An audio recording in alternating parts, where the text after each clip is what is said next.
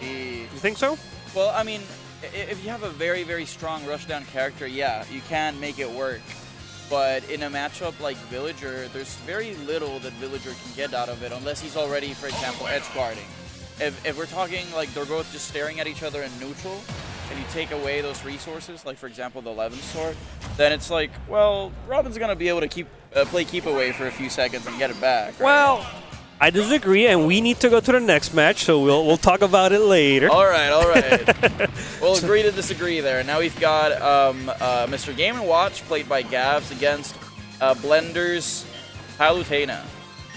So what do you think about this matchup right here? I think Palutena is probably one of the only characters that can actually give Mr. Game & Watch a hard time in certain situations. Especially because it kind of gives Mr. Game & Watch a taste of his own medicine with the crazy coverage that the multi-hit Nair gives when zipping through the air, for example. I 100% agree with you there. And if Palutena is on point, that back air spaced out, Mr. Game & Watch really can't punish it that easily. So it really is about just playing that shield game. And I don't mean about the R shield, I'm talking about the actual little buckler she has. Now, Papá, or Gaps, is notoriously known for his Game & Watch in the community. Yeah. A tough matchup to do at any time. Now that we're talking about the players, how about Blender? What's your thought on Blender recently? Well, I think he's a very good player. I've seen him get great placings recently, and he's fairly consistent. He almost never gets upset very early into brackets, right? And I think that goes to show what a well-poised character Palutena is. Like, it's all up to you, really. Yeah. She has very good neutral. She has the tools. Might be lacking a little bit in kill power, but it totally depends on whether or not you manage to get the few hits that actually do kill early. Yeah. And it seems like Blender, I don't know him that much, but he, they hit the lab, clearly. Yeah. Those teleport cancels are being on point. And that's one of those new techs I've been seeing a lot of Palutena start using a lot. Yeah. And I don't want to give a lot of unwarranted hate to Game & Watch, but it is a very forgiving character, to say the least. That is to say, he actually purposefully misses attacks such as like down smash or up smash because they have little to no end lag, and so he can then actually punish the opponents that think that they have an opening to go in, right? No, for sure. And that can be extremely frustrating to play against. But it does seem that Blender, for the most part, knows exactly how he has to approach this carefully and systematically. No, for sure. And most people, I think, would agree with you with the Game & Watch. But on the other side, I think that's something that people shouldn't really hate that much on it.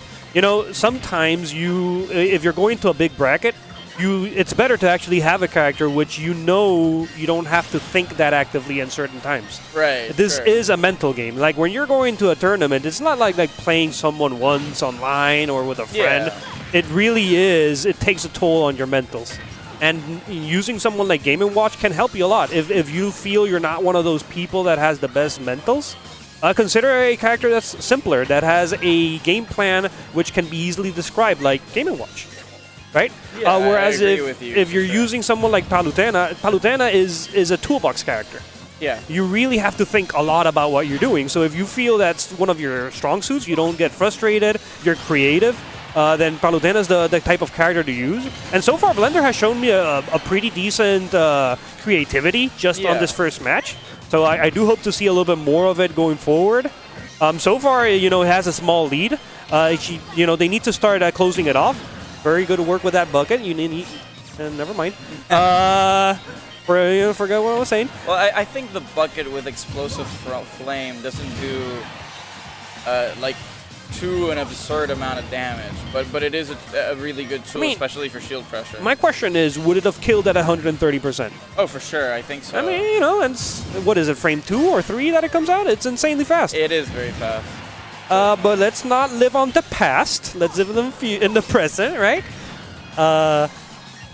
Now, you were talking about the actual kill power of Palutena, but right now she just got to 150. What about Game & Watch's kill power? Usually that's not something people even mention. Yeah, Game & Watch, I think, kills pretty early if he can get a down smash or an up smash. That down smash to forward smash combo, I've seen it kill as early as 80% against some characters, right? It's a very strong smash attack. But what he doesn't have are very good kill options within his like commonly spammed moves in neutral. Outside of back air at the ledge, you're gonna see that. You're gonna see characters survive upwards of 150%, especially if it's a character that has a very good recovery, like Palutena, who can go either like high or low, and you can't hit her while she's teleporting, of course. I mean, within the actual teleport. And I gotta say, a very even match so far. We have gone on a bit on tangents, and I'm so sorry. I'm an analytical guy, and you seem to be as well, so I'm enjoying this a little bit too much. But going back to the match, it has been incredibly back and forth right now. And that was bad DI, right? That downer seemed to kill a little earlier than it should have. For sure. And if I'm Blender, I would be fairly frustrated by these situations, because he did have an advantage for most of the match. And it seemed like it took a Herculean effort of using Palutena's tools correctly in different circumstances, like you mentioned. I'm sure like during the match, I felt pretty good about that usage, and ultimately, Game & Watch still managed to sneak by with the W. Yeah. We'll have to see how Blender tries to adapt here, and whether or not this time it'll be Game & Watch with the advantage. So let's see where this is going. Both of them are just trying to catch the other one in one of those early combos. Try to rack up that percentage. That Palutena shield is something. I wish she used her shield for more attacks, honestly. Yeah. It is just her thing, and I love it. It definitely wins her a lot of different interactions. And of course, Game & Watch's up B is probably the best tool in the game to get rid of, to get out of bad situations. We saw Game & Watch use it there just before Palutena managed to hit him off stage with a back air, which would have definitely KO'd. And you were talking about last match, how Blender, might have felt frustrated. I don't see it. Honestly, I'm not seeing it either. It was just a possibility, man, but kudos to him. Yeah, I gotta say. Really good approach to this game so far. Blender has really been fearless, and really is showing why Palutena can do her thing. Right now, this time, they are keeping the bucket a little bit longer, and once again, the bucket is full. And I think the neutral, that one hits even less than the explosive flame, I believe. Yeah. Again, I'm not an expert. It's still a good resource to have. It has decent range, right, and it does a good amount of damage. So, for sure. We finally saw one of those buckets connect. All of a sudden, the game's practically even. And that's one of those moves that it's so hard to deal with. That bomb, that forward air. That's one of Game & Watch's crazy additions in this game. A fundamental part of his toolkit that got changed, and probably for the better, most Game & Watch mains would argue. We actually saw another stock in the previous game be taken by one of those fares after Palutena's invincibility ran out of the ledge. Because that explosion actually has a very decent range. It's similar to Toon Link's bombs, where it's not a very the explosion radius is larger than the original projectile itself. So it certainly lets you cover a lot of situations and options. Because there's a delay between letting the bomb go and it exploding, that kind of projectile is probably the deadliest in the game, because it controls the space where it's placed for much longer than a fast projectile would. You can use it primarily for edge guarding, or for covering recoveries, or if the other person air dodges, etc. We almost saw the down smash, F smash combo I mentioned, but I don't think it would have killed there just yet. Yeah, and I think the forward smash wouldn't have been a tipper, so that's why he was trying to move in and. Oh right. It has a sweet spot. It has a sweet spot at the tip. Yeah. And I gotta say, one of the things that also, ooh, beautiful up air. Yeah, I feel like up air has been slightly underutilized here.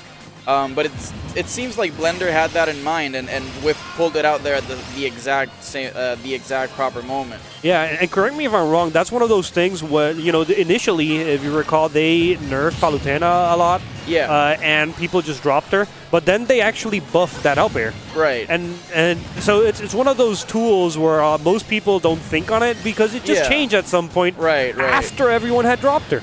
Exactly. So it wasn't one of Palutena's go-to moves, and then all of a sudden now it's actually better than it was. It's insanely good right now, right? And one of the things I've noticed that Gabs is doing, which I'm really liking, he has done every time I try to mention it, he just gets up there. Yeah, I mean, we were talking about the up airs, and there you go, right? it got him the W. So they are both really adapting really well. One of the adaptations I'm seeing a lot from Gabs right now, he's using a lot more the neutral B to try to play that projectile game. People really sleep a lot on the bacon. That bacon is insanely good as a ledge trapping tool. But then we've also seen Blender adapt and using a lot more of those up airs, which have you seen, it's really doing work.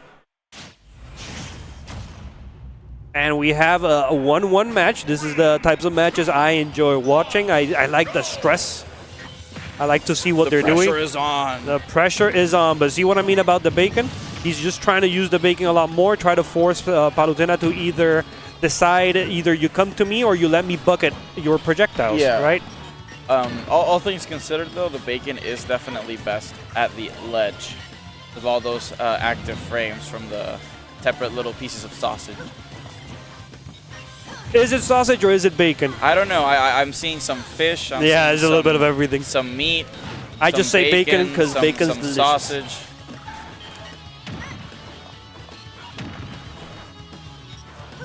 Everything. It's everything that the butcher threw out. Oh, very nice weight on the teleport. Getting Gabs an early advantage here. Ooh, I like the try for that up smash. And you mentioned about the down smash being safe. The up smash is also so safe for Game & Watch. No, I mean... He really is a smash type of guy. Most other characters... Game & Watch can confidently play with like smash attacks on the C-stick. Yeah. And he'd get away with it too, right? And it would be actually optimal. Exactly. lot of invincibility frames on that up smash as well. Now, I think at this point, Blender has already noticed the bacon usage that Gabs is using. So now it's the time where we need to see what's the next adaptation, what's the next stage of this match, right? I actually haven't seen Blender throw out many smash attacks in these matches.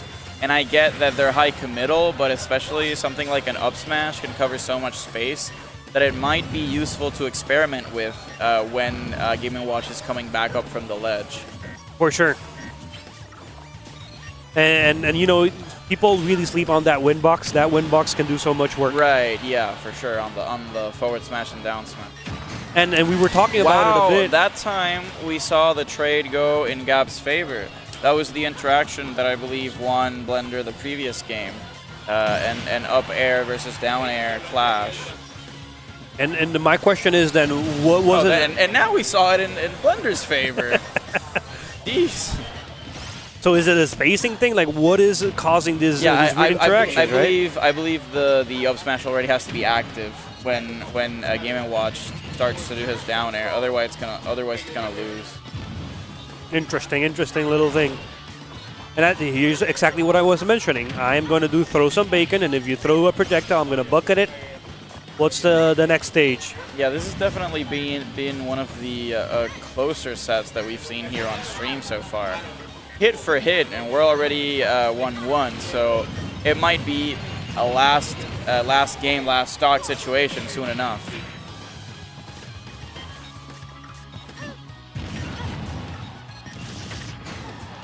Oh, wow. Finally getting an early kill by hitting the back air at the ledge. That might be the set-winning advantage for Papá. We've got to see if Blender can pull off this comeback. I mean, Blender has shown a lot of potential, and I believe that he can. And once again, he's trying to space out that up air so much Yeah. I wonder if this is something that he's labbed before, or if this is something that he's just trying in the middle of this match. I mean, I would like to. I already mentioned the smash attacks. I would love to see Blender pull out one or two, especially if Gap is like stuck on the platform. Yeah, and when you're this way behind, this is the time to do it, right? Right, you might as well. Go all for nothing. Sometimes you just gotta go for it. Wow, Game & Watch able to recover so low there. I mean, the Game & Oh Watch no, I knew that was what was gonna happen there. But an incredible teleport cancel, getting right out of what could have been a set deciding situation right there.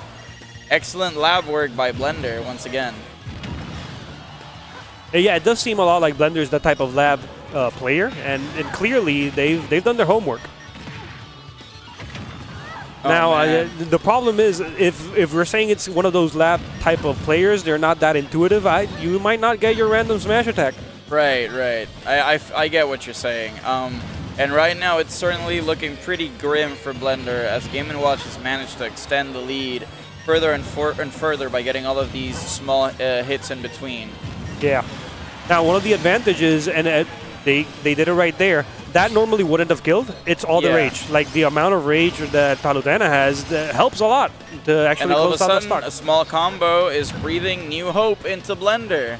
All he needs is a few more hits and a well-placed that smash attack. Smash attack. Yeah. Please give us the up smash. We need it.